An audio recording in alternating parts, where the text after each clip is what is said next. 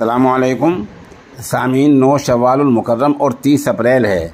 ख़बर का उन्वान है गैस लीक होने से 9 लोगों की मौत, इनमें 2 बच्चे भी शामिल हैं। मामला रियासत पंजाब के लुधियाने का है। पंजाब के शहर लुधियाना में आज सुबह लगभग 7:15 बजे एक फैक्ट्री में गैस लीक हुआ है। गैस लीक होने से 2 बच्चों समेत 9 लोगों की मौत हो गई है। गैस लीक कहाँ से हुआ, कैसा हुआ और किन लोगों की मौत हुई है, इसके बारे में अभी तक बाज़ाब्ता पुलिस ने कोई बयान जारी नहीं किया है। अलबत्ता पुलिस ने कहा कि बचाव टीम वहाँ पहुँच चुकी है और फ़िलहाल बचाव का काम जारी है।